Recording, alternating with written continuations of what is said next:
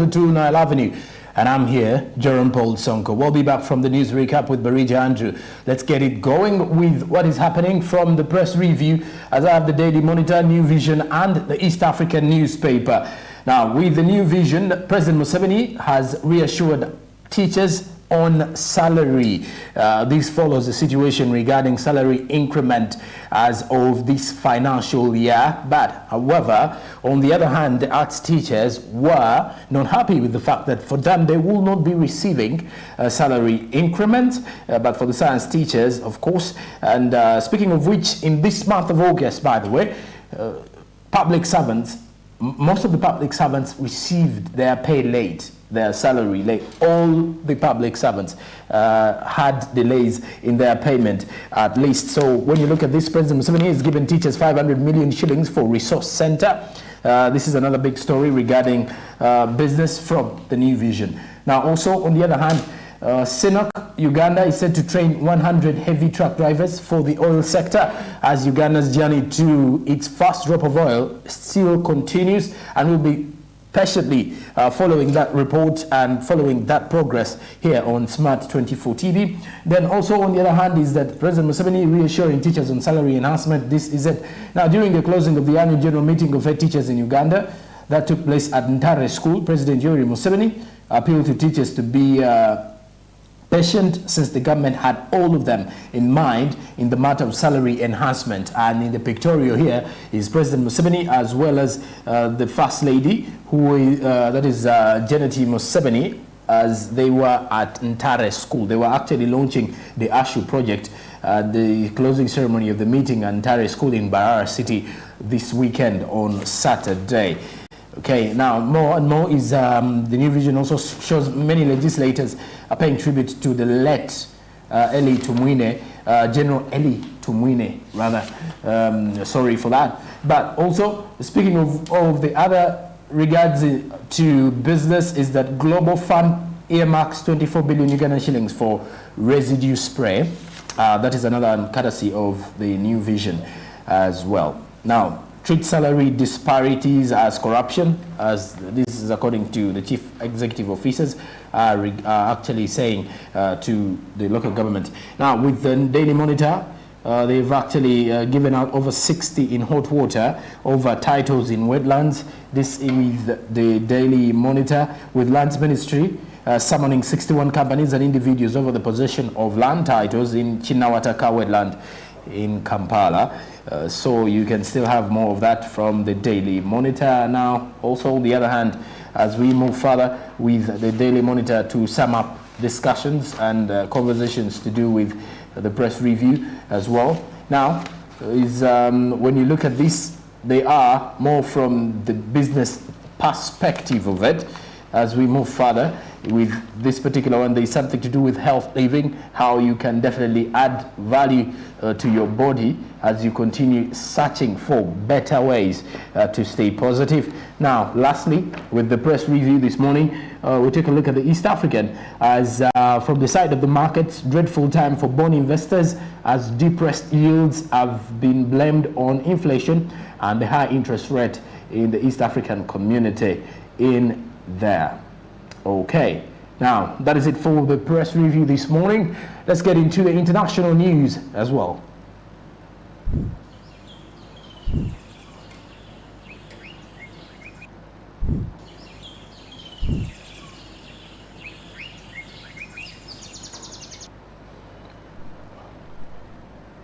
And with the international news, we start with the African economic growth, as the African and Japanese delegates have met to promote the continent's growth.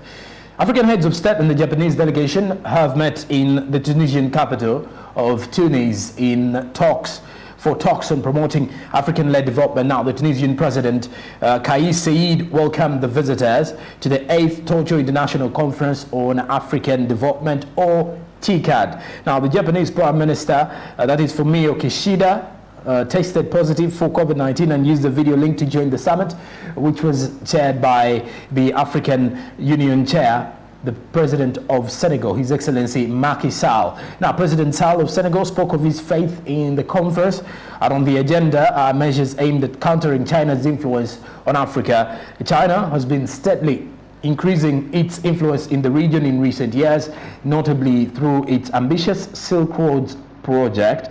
However, the summit is especially important for Tunisia as the country now continues to suffer from a political and economic crisis made worse by the COVID-19 pandemic and more recently the war in Ukraine affecting wheat imports.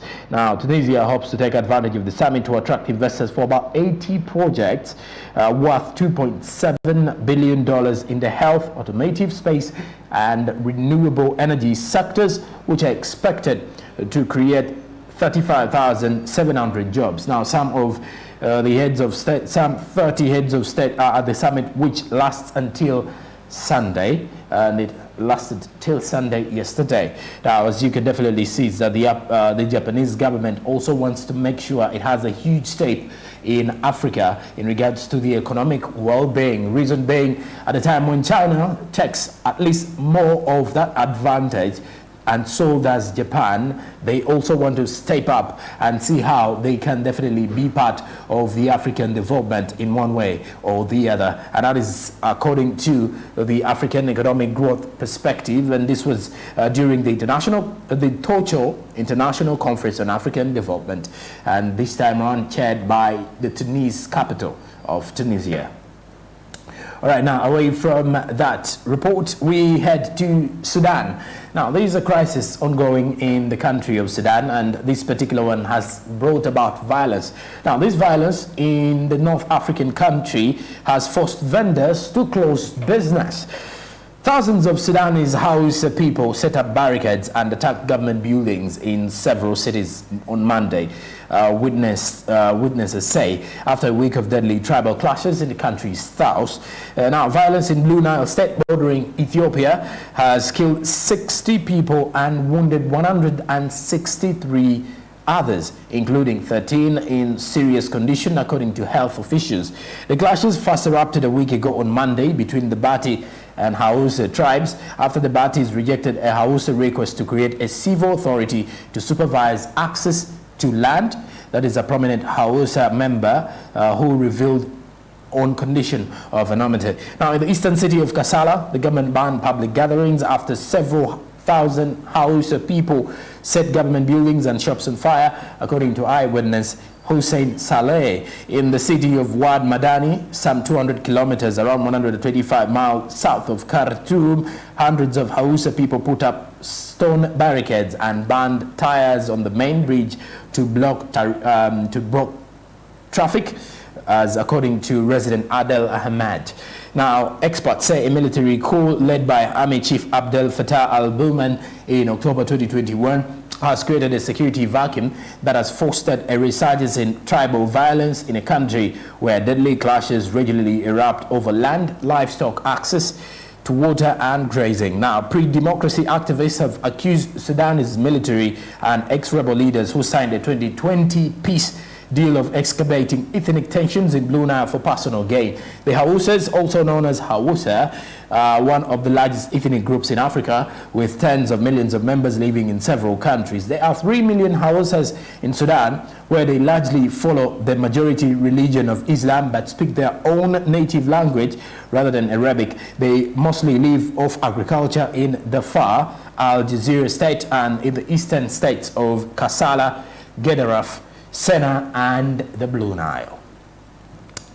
And that is according to Crisis in Sudan. And definitely we keep on telling you that in most cases, if you get to realize how insecurity affects business, this clearly shows you a picture of that particular one. Now, when you look at that, businesses are closing down due to ongoing violence in Sudan. Lastly, we head to the state of California in the United States, as California is set to ban sales of petrol-only vehicles by 2035. Now, this time around, California is set to ban the sale of newly petrol-only vehicles by 2035, marking a historical step in the state's attempts to tackle climate change. On the other hand, the new rules are aimed to enforce car makers to accelerate a target in 2020 is to accelerate a target that was set in 2020 to speed up the shift away from fossil fuels. The move is important as California is the most populous state in the United States and one of the world's biggest economies under the rules issued by the California Air Resources. Now, that is the governor of the state of California addressing journalists on the matter. Now, under the rules issued by the California Air Resources Board, 35% of new vehicles sold in the state must be electric, hybrid or hydrogen powered by 2026. The regulations would also apply to 68% of vehicle sales by 2030 as 100% by 2035. Now, when you look at this particular one, California Air Resources Board Chair Lane Randolph said that the move was a historical moment for California, as for their partner states and for the world, as they set forth the path toward a zero-emission future. The announcement is the latest move by California as it continues to move faster than the U.S. federal government to tighten emission rules with more than 39 million residents. California is the biggest United States state by the population, and if it was a standalone country, it would be the 5th largest economy in the world by gross domestic product, putting it ahead of the United Kingdom. Now, Joseph Mandelson, senior counsel at electric car maker Tesla, said that the plan was both achievable and paves the way for California to lead in electrifying the light-duty sector. However, the Alliance for Automotive Innovation, which represents car makers including General Motors, Volkswagen and Toyota, said more needed to be done to boost demand for electric vehicles, the EVs. Now, the new rules still have to be approved by the United States government before they can take effect. However, the American Fuel and Petrochemical Manufacturers also, that is the American Fuel and Petrochemical Manufacturers Trade Association, also called on President Joe Biden and the Environmental Protection Agency to reject California's request for a Clean Air Act waiver to proceed with this unlawful ban. And that is it for this morning's international updates. Let's get into inspiration time. We start with the business tip of the day.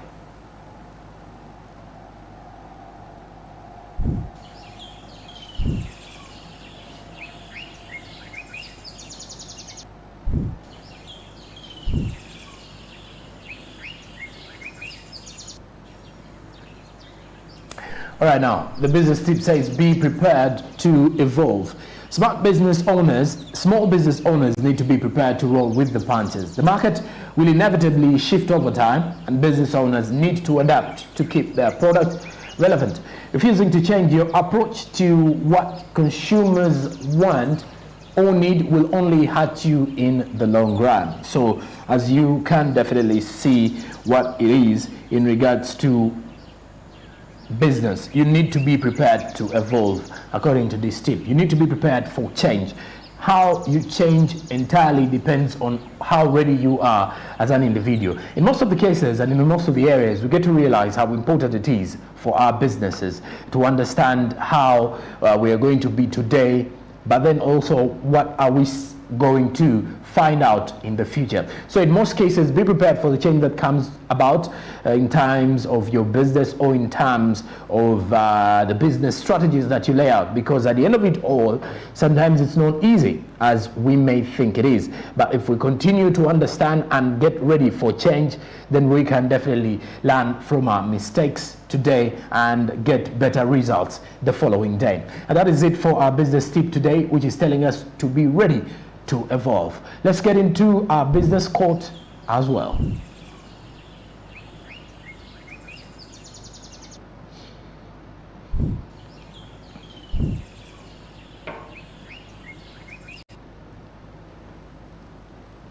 And the business quote is coming in from Socrates, who is the father of Western philosophy.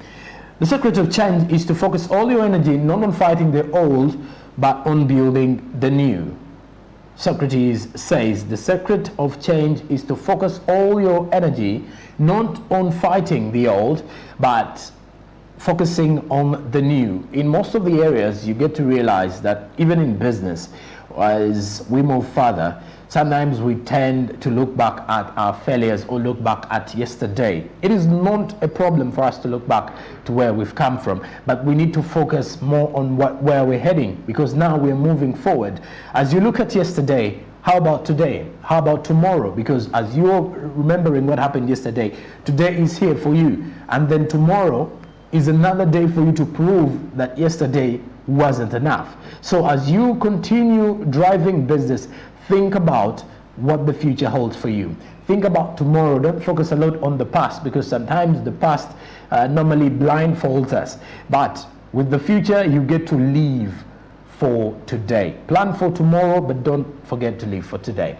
The business tip is in there, and of course bringing us to the end of our first segment, or our first hour of your daily Kickstarter Smart Means Business. At the top of the hour, after the break, we get into the coffee court discussions. Stick around. Good morning.